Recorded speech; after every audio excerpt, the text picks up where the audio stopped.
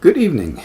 It's Sunday night, Easter Sunday night, and our course officially starts tomorrow. Although I can see that in week one we've already had 7 posts to the introduction section, and one person has already posted something to the first activity.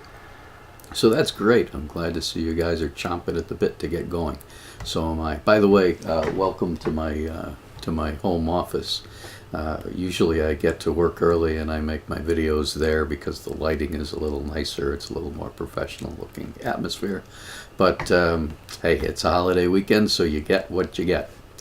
I haven't looked at the roster yet. I'm assuming a lot of you have continued from the last 2 classes, and for those of you who have, welcome back.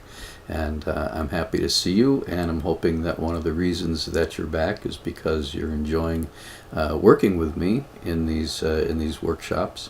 And I do read your evaluations at the end of each course. I take them very seriously. And just to respond to a couple of comments that I read from last evaluation, first of all, thank you. And the second one, thank you again. I'm humbled by your compliments, and I really appreciate them. And third, I want to make sure that you all know that I want to be available to help on whatever level I can. If you're having an issue with an activity in the forum, or if you don't think that I'm being quite responsive enough to your needs, please send me an email. I've also given out my cell phone number in a few of these workshops, and I'm happy to do that again. I am always on email though, so chances are if you send me a note, it won't take me long to get back to you. You know what it's like to work in an instructional design environment. There's a lot of meetings involved, so I can't tell you that I'll get back to you instantaneously, but as soon as I am able, I certainly will. So please don't hesitate to reach out to me, and if you're dissatisfied with something that you see, if you have a problem with how I'm grading things, just send me an email, and maybe I can explain to you why I do things the way I do, or maybe I can do something different if what you're telling me makes sense. I wanted to talk to you a little bit about this course. It's a little different than the other 2 that we've done, which you would hope it would be. For me, when I went through this program, this was the most valuable course for me. Much of what we do in other facets of instructional design, it's almost common sense. I mean, you know, if you have some background in developing your own courses, if you're curious, you know, if you've done any research in your life, then, you know, a lot of what we do is just what you should do. I'm not saying anybody can do it, but I'm saying that a lot of it you learn through on-the-job training or from watching your peers or whatever. But we're going to be talking about instructional theory in this particular workshop. And for me, that was a real weak spot when I got into instructional design, because I came from a communications background.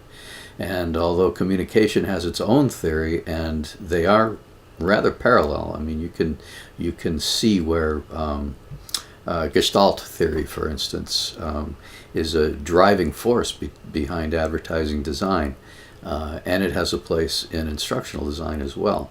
And you can make these parallels and draw these analogies between the 2. But when you're actually working with faculty, it helps to be able to speak the academic language. I get into trouble with that at Plattsburgh quite often, because I will refer to learning groups as markets. You know, our enrollment is down in the traditional with traditional learners. You know, fewer people are graduating from high school in New York State. So our enrollment is down because of that, because we're used to marketing to the high school students that are looking for a place to go to college. So I'm trying to talk to the administration about looking at other markets. Well, when I say the word market, suddenly I'm talking outside of the academic vernacular, and people tend to shut off. And I noticed that as I was trying to explain why I would design a course a certain way, why I minimized the amount of fonts. And I would use what I considered good design theory, but it was graphic design theory, not instructional design theory. I find that it's really helpful when I'm working with faculty if I can speak the instructional design vernacular. A lot of professors have a little bit of background, certainly in through professional development. They've been exposed to these theories as well. So if you can draw on them as reasons that you're advising them to do certain things, suddenly you're on the same page, and it gives you some credibility. There's street cred, and then there's academic cred. And this, I believe, gives you the academic credibility that you may find useful if you don't already have it. And if you do already have it, it's a great review of it. And I think that even if you have already read through these theories, the way this course is laid out, I think you'll still find some value in it.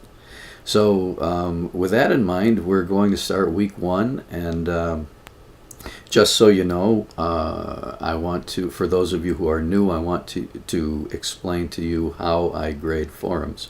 First of all, I wait until everybody's done speaking to each other. Now, that doesn't mean that I don't look through, I don't read through what people are saying. Sometimes I'll comment, usually more in the beginning of the course.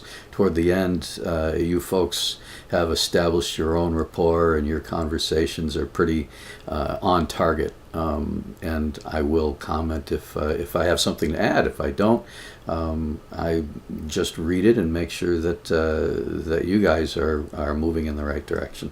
But I don't grade them until the forum closes at the end of the week. And it doesn't actually, I don't mean that. It doesn't actually close. You can continue to respond to it right up until the course ends, and even after that, as some of you might have already figured out. But my point is, don't expect to post to the forum and then an hour later I'm going to rank your posts. I don't do it that way, just because organizationally it's easier for me to miss people's posts if I don't go in and do them all at one time. So I'm telling you that right up front. The other thing I want to tell you is that the way I interpret the rules for posting to the forum is you make your initial post based on your reading, and you can read the instructions. I'm not going to repeat all of that, but you make your initial post, and then you respond to 2 other people's posts. All right. Now, that doesn't mean that you don't acknowledge when people respond to your post. I encourage you to have as deep a conversation around your initial post as you want. But I also want you to get out of your own head and into other people's heads. And the only way to do that is to read other people's posts and comment on them. Okay? So the minimum has been in all the courses so far, and I believe will continue to be in this course as well. Be sure to read the directions, but I believe it's consistent throughout all the forums. You post once, and then you reply to 2 other people's posts. That's the minimum. After that, go crazy, because I will continue to, if you post to 4 other people's or if you reply to 4 other people's posts, I'll give you credit for all 4 of those. All right? But what I won't do is give you credit for your responses to other people's responses to your initial post. So anyway, that's it. I hope you enjoy this course. If I can do anything to make it more enjoyable, please let me know. I will post these little videos as they become warranted. Sometimes I always try to post it at the end of one week, and I wrap one week and introduce the next. But if there's something interesting, some conversation in the forum that's kind of interesting, and I have something more to say than what I can post in the forum, I'll go ahead and make a quick video. So look for those. You'll always find them on the front page, and then you can click on the link. Well, let's go there now. Yeah, in the facilitator's corner. So if you click on News Forum, you'll be able to see everything that I've posted up to date. And I always put the most current one in the big blue window there on the front page. Okay?